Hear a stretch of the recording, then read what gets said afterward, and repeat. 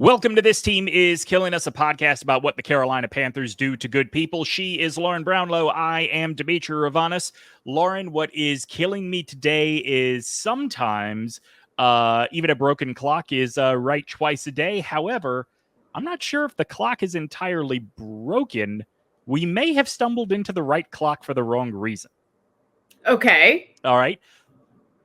I think, and look, this is painful for me, and I'm going to put the hat on while I say this so that everybody knows where I still stand. Maybe there is no right coach for Bryce Young in the NFL. Certainly there is no right coach for Bryce Young in the current situation with the Carolina Panthers. So as we were looking at Dave Canales in the offseason and saying, oh, look at what he has accomplished with short quarterbacks. Maybe what we should have been saying is, oh, look at how good he has been with rehab projects. Right. And that might explain what it is we saw on Sunday out of AndyDalton. Yeah, maybe that's some of it. It's one of those, it almost is like one of those weird movies where like there's all these timelines going on and there's all these, it's like a butterfly effect type of thing. Because I wonder, based on what we saw from Bryce, almost since the season literally began, like from the first play from scrimmage from him, if what happened last year was just too damaging for him. And like, maybe if Canales is in there last year, maybe there's something there. I don't know. I was reading some stuff this week as well and last week about like how some of the younger quarterbacks that come into the league aren't necessarily grasping some of the playbooks that soon, and they need things to be kept simpler, and that's limiting what teams can do offensively and things like that. And Bryce probably isn't, like, no offense, again, even at his best, is probably not a good enough quarterback to like offset the Panthers' personnel issues there. Obviously the line is better, but maybe he's still haunted by what happened last year. Being sacked that many times will do damage to you. So like, maybe there's an alternate reality under which like Bryce has a better time with a Dave Canales as opposed to Frank Reich. Certainly Frank Reich, who you could tell he could not stand him from the moment he began to coach him. And like this group of personnel, like this O-line, maybe that's also why you don't trade away your best wide receiver and leave none on the roster the moment before you draft a guy that you want to be your franchise quarterback, when there's like nothing to indicate that he alone can like carry the franchise beyond those deficiencies. So like, obviously to be clear, a lot of mistakes were made with Bryce. I didn't want my pushback on the national media narrative last week to be construed as like, I think this is all on Bryce. I just don't think that the way, like, blame David Tepper.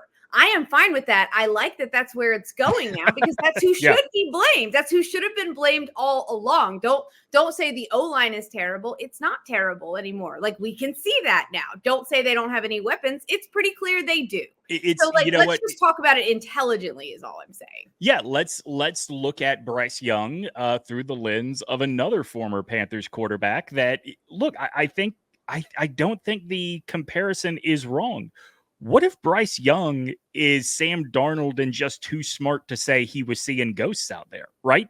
And if that's the case, Sam Darnold was never going to have what he has done this year so far in Minnesota. That was never going to happen with the Jets. Maybe Bryce, when I say it's not going to happen for the Panthers, that is not saying the Panthers did not vastly improve what is around him. They did. Right.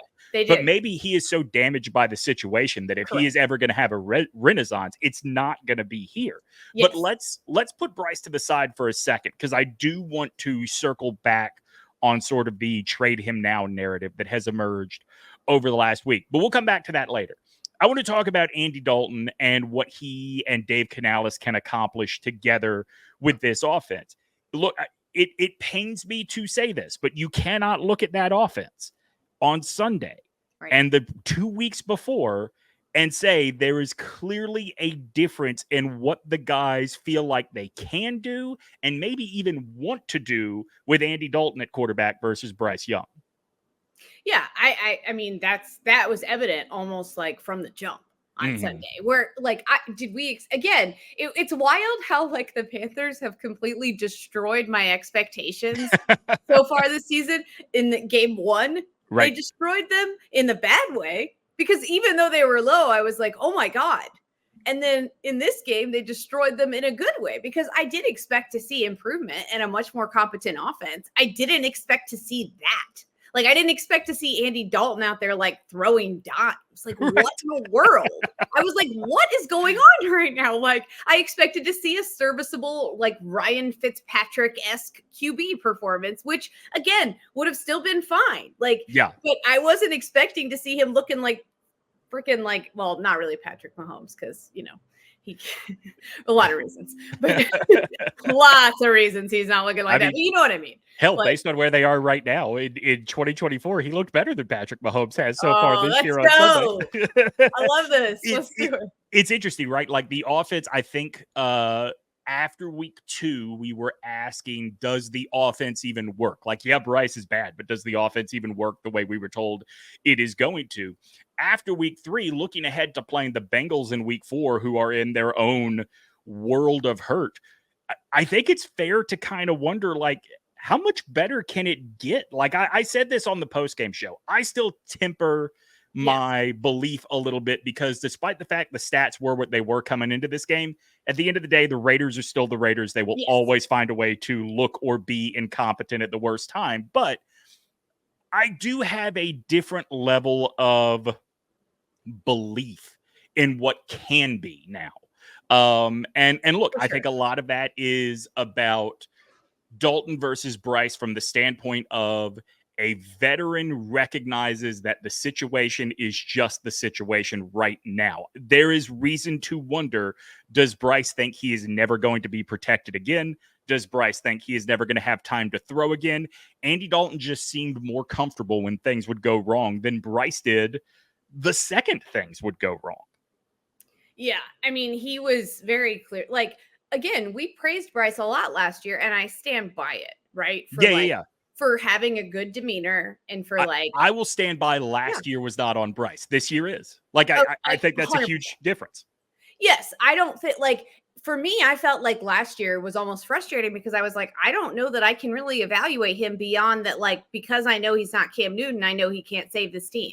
Right. You know what I mean? And, like, again, you can still, because of David Tepper's dumbass, you can still evaluate the trade they made up to get him and go, well, that was terrible. That was not worth it. But it wouldn't have been worth it unless he was Cam Newton, which no one was saying that he was. So again, it was like, this is stupid. But at the same time, it's like, I felt like we evaluate like whether he could be a quarterback that could work based on like what was around him. I didn't necessarily feel like we could. Now, do you anticipate if you're the Panthers, like Icky backsliding the way he did last year, left tackle or maybe some of the other O linemen not working out as well? Maybe they don't, and I'll give them a little fairness on that. But they also knew they had they had a fantasy bench roster's worth of pass catchers. Okay. Yeah, as starting pass catchers. Yeah. And so, I mean, I don't know what exactly they thought Bryce was going to be able to do with that or how he was going to be able to have success. And so, the defense was better and that helped. And obviously the defense, we can get to them later, I guess. But I was like, where the hell did that come from? Yeah. Wow. Again, maybe just the Raiders, some of that. But still, I didn't think they would do that against anybody. Really. No, I'm with you completely. And I think as you look at the offense and Dalton, and let's talk about Canales' history a little bit, right? The Seahawks could have gotten their quote-unquote guy of the future, but based on what Geno Smith accomplished in that first year and with Dave Canales, they were good to say, hey, we'll ride with it until we really have to make a decision. When Baker Mayfield came to Tampa, he was coming off of getting cut by 2 different teams in the middle of a season. The Buccaneers have made a long-term investment now in Baker Mayfield. Andy Dalton is older than both of those guys, or maybe he's about as old as Geno. He is not going to be your long-term solution at quarterback, but I want to circle back on something you said last week. If the team, and I guess more specifically, if Dave Tepper is ready to cut ties on Bryce Young, and we believe that A, there is nobody you draft right now that can instantly make things better, or B, you can't really count on a quarterback free agent class. Like historically, correct, those guys just don't become available via free agency.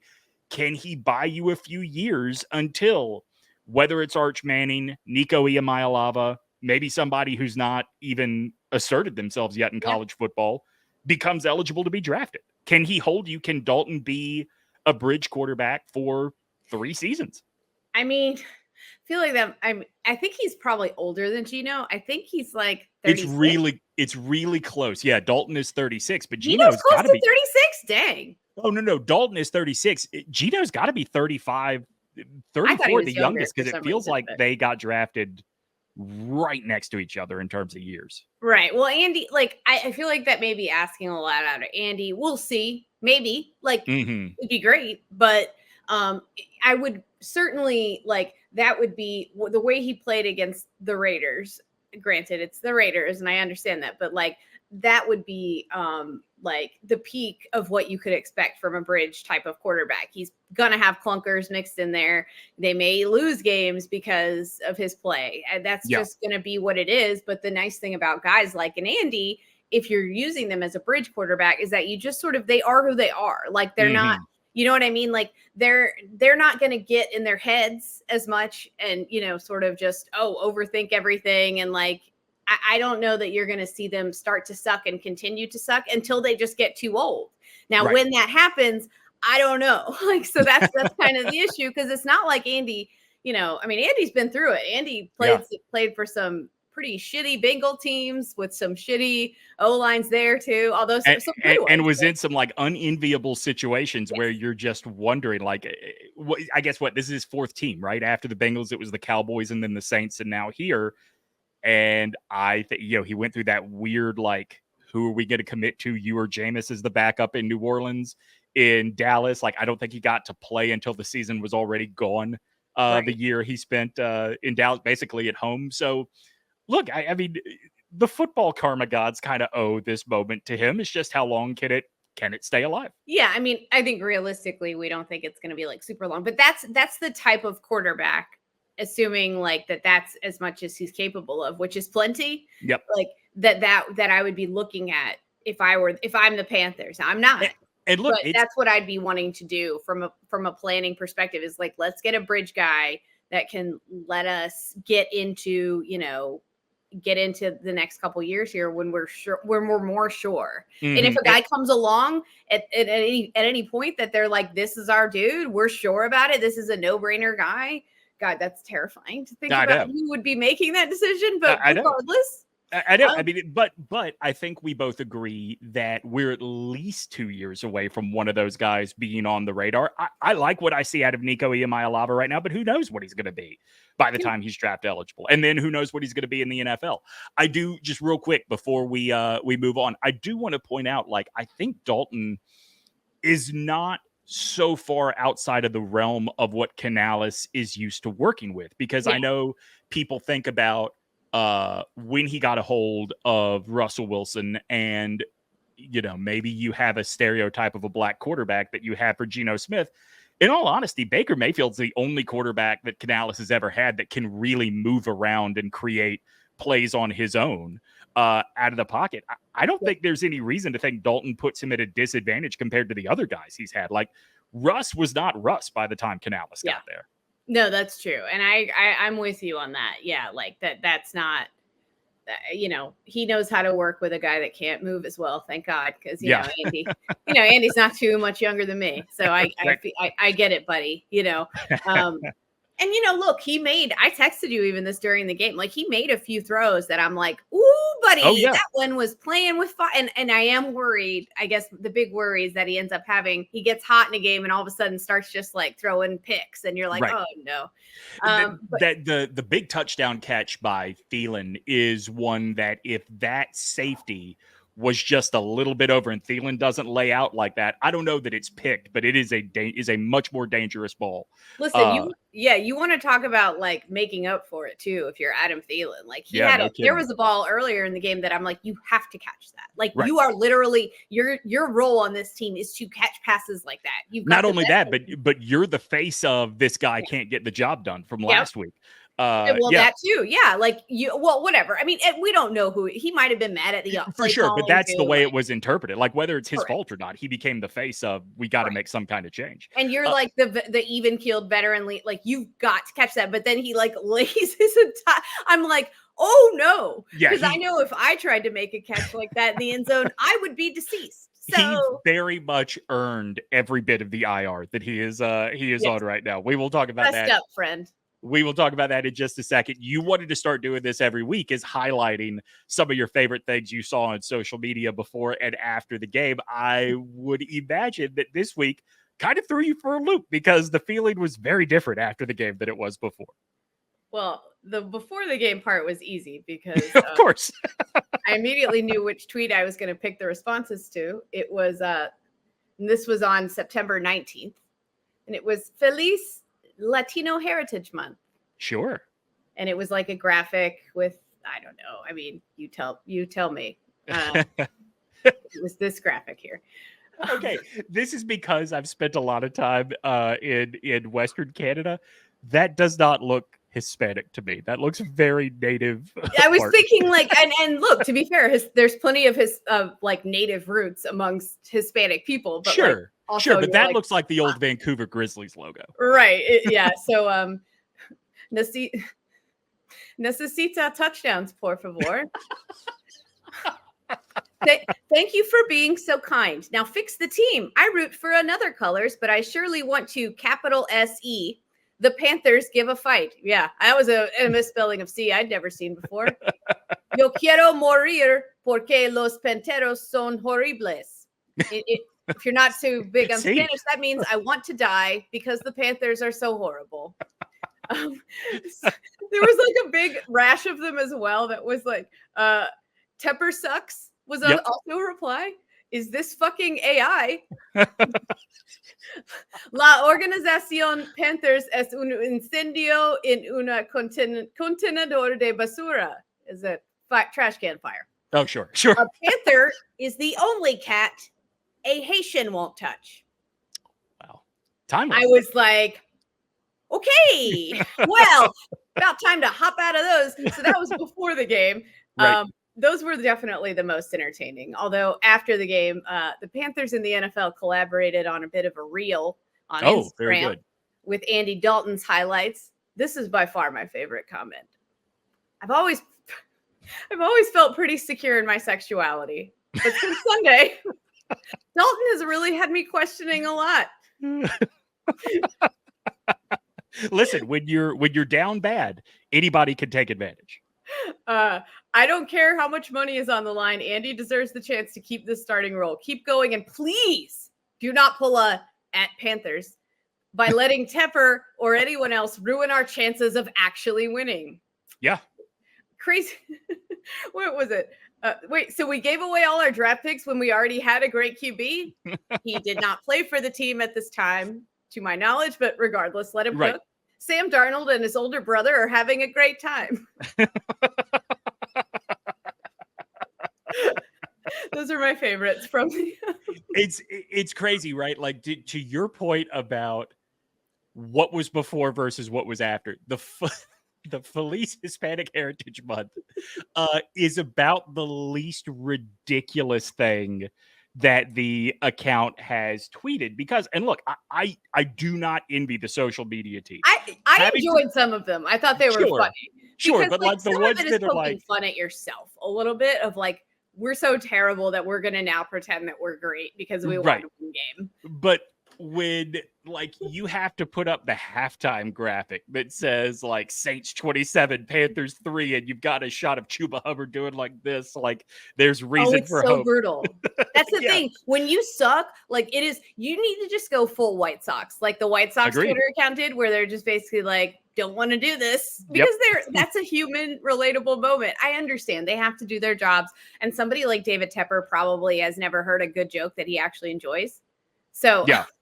So like, he's not going to enjoy the cheekiness that used to be. And it's sad because the Panthers used to have, in my opinion, like the best social media account in the NFL, like during the 2015 season. It's part of what made that season so fun. Like those people got it and it was really fun and funny. And like, they're gone now. And now it just wants to be all serious. And I do feel badly for them because you have to find, but I knew that they like when you suck so much, even an innocuous post like Happy Hispanic Heritage Month is going to get a bunch of shit in the replies, which is why it made me laugh so much. Of course. I mean, it's why the 9/11 tweet was so like such dangerous territory for that particular team. Look, anybody can do the "Where's your freaking bounce house" tweet when Tulsa beat UCF. That does not take talent as a social media director.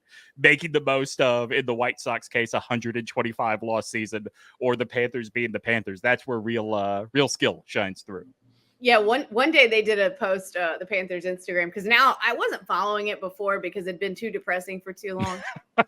So I just kind of unfollowed, but I'm back following them now. And one of the things they did was like, good morning to, I forget who the guys were, but like these 3 people and these 3 people only. And it was the only 3 people who picked the Panthers to win. And a lot of the comments were just like, yeah, we wouldn't have even picked us to. I mean, but that's the point. That's the joke, you know? And Right. So I get that they're like leaning more into like being cheeky and funny and whatever, but I like that part. I wonder how long David Tepper will let that last. Because the best thing to do when you're losing is just to be self-deprecating as much as you Agreed.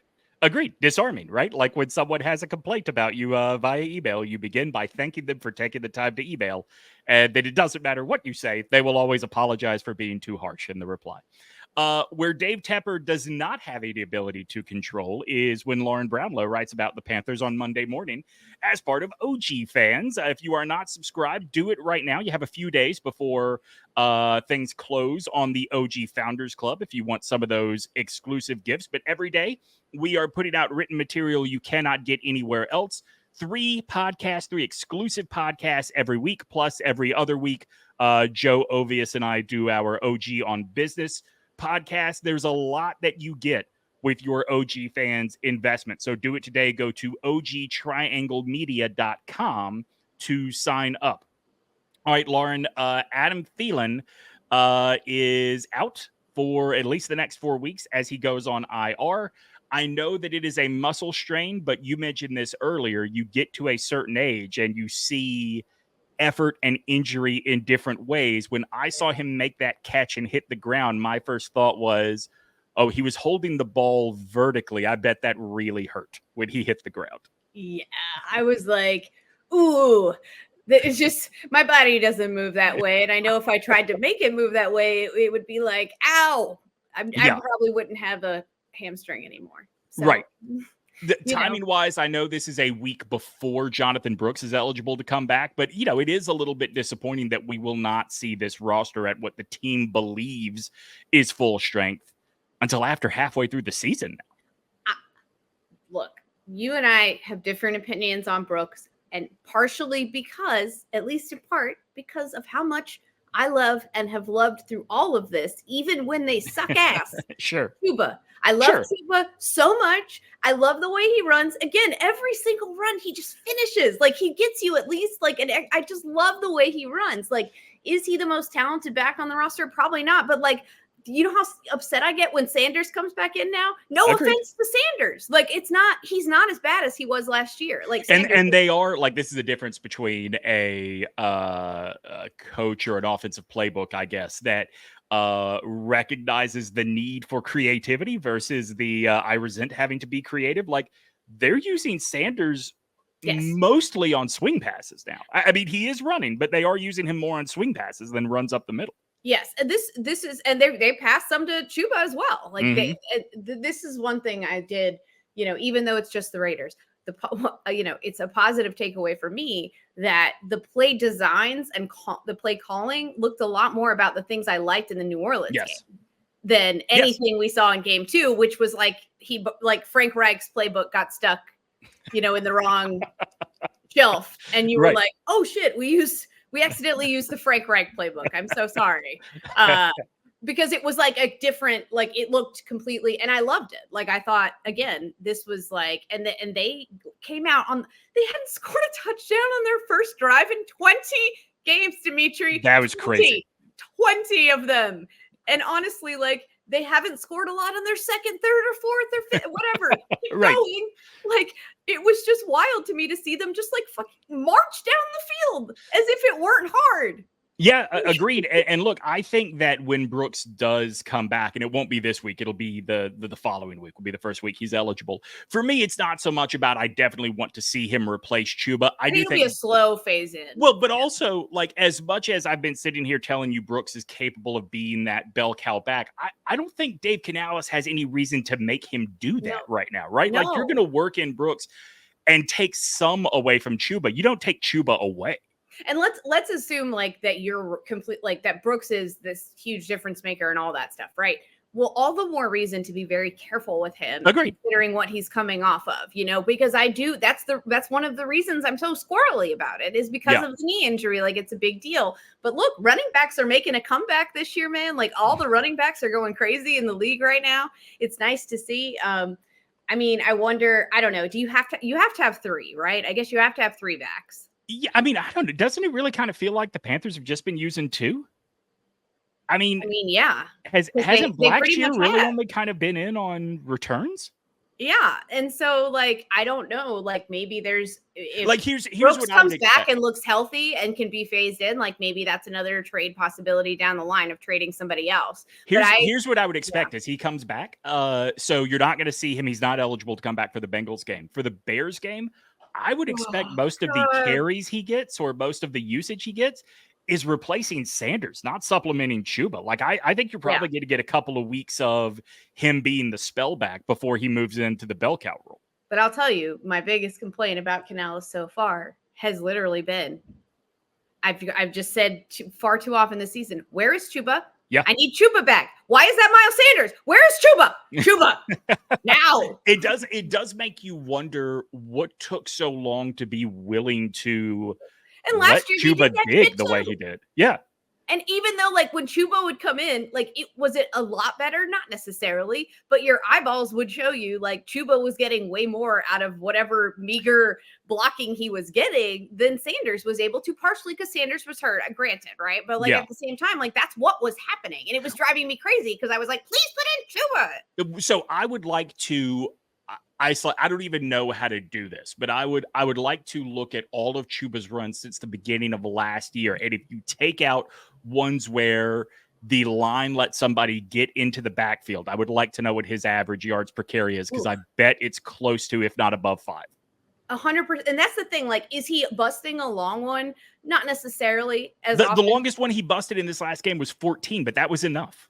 But all I love about him is the fact that he's almost always going to get you like 4. Yeah. That's all you literally, if he got 4 3 times in a row, you'd have a first down. Exactly. Like, I know that's not how it works, but that's not the point. Like, to set them up in a 2nd and 6 as opposed to like a 2nd and 10 or 9 is a big difference in this league. There's a lot more options you have. He was even getting some 8-yarders in this game. Like, I love that stuff. I want more of it. I do. Sure, you love when they can bust a long run here and there, and that's fine. But I just love a guy that, like, even if he gets hit immediately, he's dragging some dudes for at least 3 or 4 yards. So yeah, I hope that they phase in Brooks slowly, see what he can do, because there's no need to rush it, and maybe they can trade somebody at a certain point. I don't know that Sanders is super tradable though with his. I was about to say, if you want them to trade somebody, it's going to end up being Chuba. Like, no. That's what I'm saying. You don't want him to trade anybody. You just get to the end of the season, then cut Sanders loose. I do want to ask you real quick, these next 4 weeks, if XavierLeggette's targets do not go up drastically, like, someone's got to sit Dave Canales down and give him a talking to, right? I mean, he got some this week, which was an improvement, Yeah, but so like he had 7 targets in week 1. 0 in week 2. So yeah, this week was an improvement, but it was 3 targets this week. Like, he had 7 in week 1. Sorry, I wouldn't have noticed. Right. No. Right. You know why? Because he had 0 in the first half of week 1. There is, like, you saw the reason you drafted him on that first reception. The slant pattern followed by the long run after catch. You've got to let a young receiver get more of that experience in the NFL. I'm somewhat confident that will start to happen more, especially now that he's able to kind of like show that he can do that. And, he's obviously, like, at least from what I've seen, seems to be a pretty good blocker so far, which is something you love to see from your receivers. And it's oftentimes why young wideouts don't play. Right. Like, really, people are like, where's this fast guy? It's like, well, right. You've got to be, if you are going to block like Jamar Chase, you've got to play like Jamar Chase for that to be okay.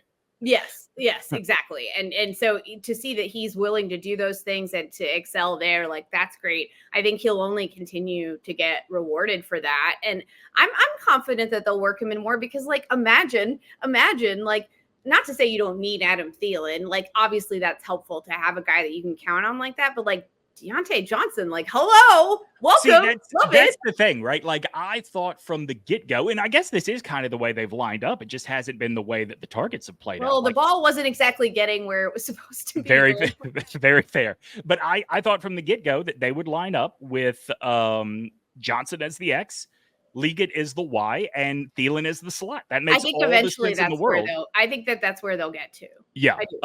I just would like to see some of those balls that have been thrown. It's not even Thielen, right? Thielen's not even my problem. I would like to see some of those balls that are still going to Jonathan Mingo for some reason. Oh my God. Okay. Go to XavierLegette. We are on the same page. Although, like, credit to him, he did at least. He had a great day yesterday. Yeah, like he did a couple things. Sunday. That was, like, great. Yes, everybody did, to be fair. But I was also like, I'm sorry, who? No. Please. No offense. Like, I hope he keeps it up. Like, I hope he can play well. But like, most of the other sample size we have of him is not great. So I think that going forward, the best use of Jonathan Mingo will be as a decoy on an end around pattern, on an end around play action. Again, he got another end around, and I was like, I was a little bit like, because I don't know. Like, at first I like those when I first see them called, and then I start to find them annoying. Right. Just being honest, where I'm like, okay, don't get so cute. Especially with somebody that we can't rely on to hang on to the ball when he gets hit. It makes me nervous, and I don't like it. All right, let's talk about the one person that did not have a good day Sunday before we get out of here. The Bryce Young trade. Let's call it speculation because there are no rumors right now. ESPN reported that 4 teams had reached out about potentially trading for Bryce. Lauren, I want to ask you at first to begin. Do we believe that's true, or do we believe that is information being put out by the Panthers to save some face?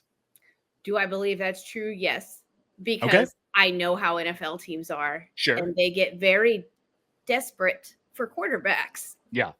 So yes. Do I think the trade offers are going to be like good? No, not really. But at the same time, like, teams panic when their quarterback gets hurt. If their quarterback isn't playing well, teams go into complete. David Tepper's done it too. You go into complete panic mode, and you're like, well, there's a quarterback. Let's just do that thing. I do. Okay, so here's the reason that I'm not entirely sure.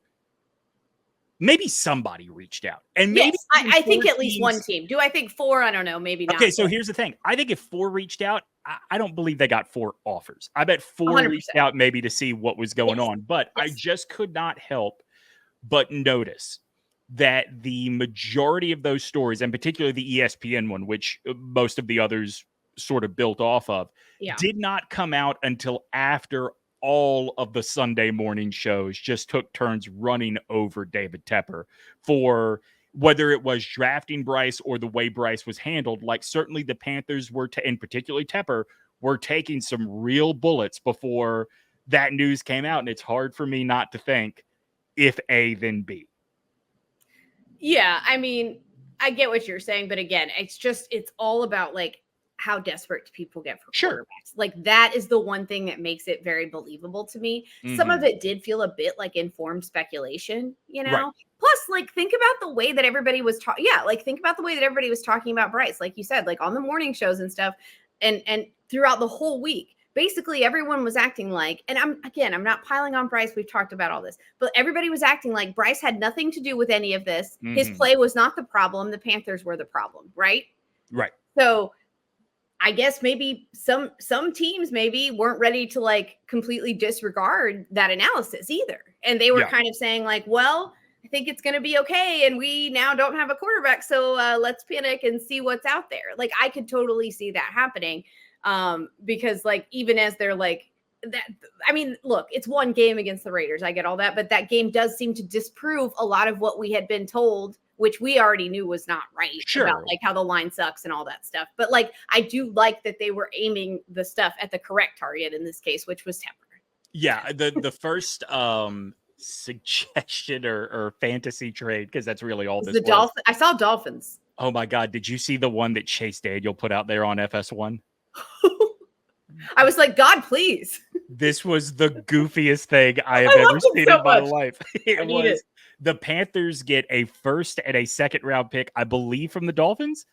The Dolphins get Matthew Stafford and the Rams get Bryce Young. Who is doing that? Well, to be fair to him, I believe this was before Sunday happened. Yes. But still, I was like, sign me up. Like, yes. Who says no? So the Athletic.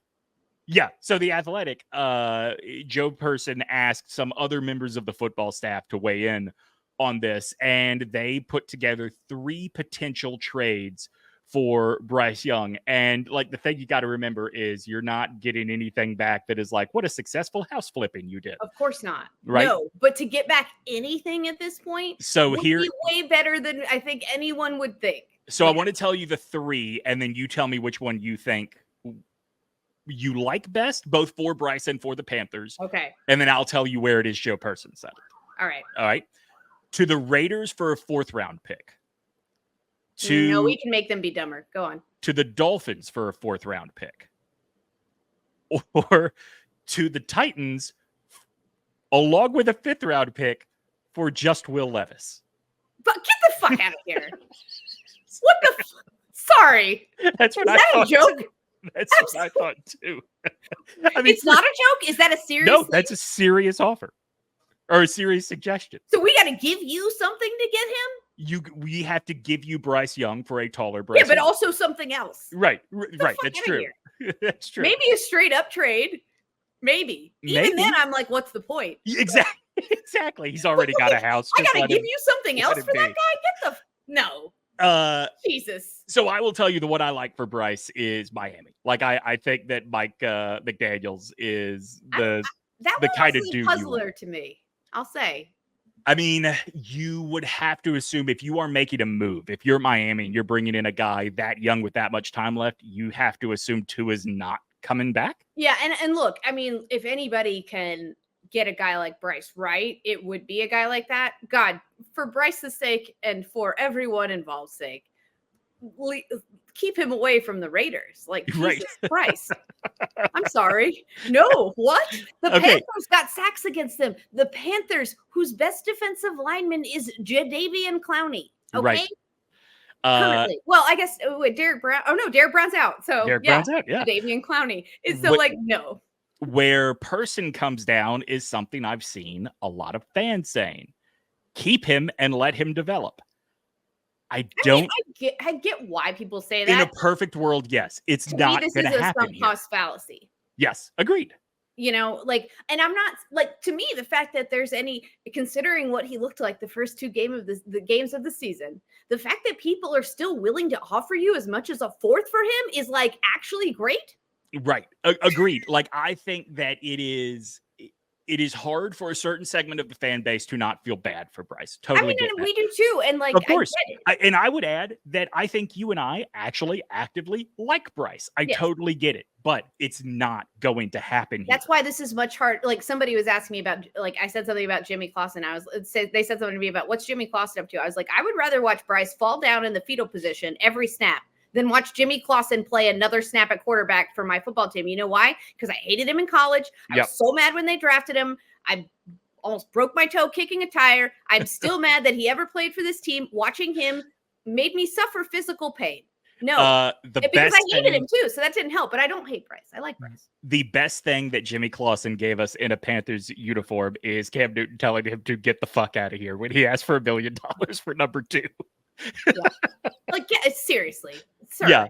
I love Bryce. I wish it was going to work out here. It's not. I think the best the guy can do in the NFL is be one of those just don't lose the game kind of quarterbacks. Listen, it got to the point at the end of Steve Smith's career and at the end of Cam Newton's career, okay, that as much as I love the Carolina Panthers, I was like, you know what I want for you guys? To be free. Because if you love someone, you set them free. Right.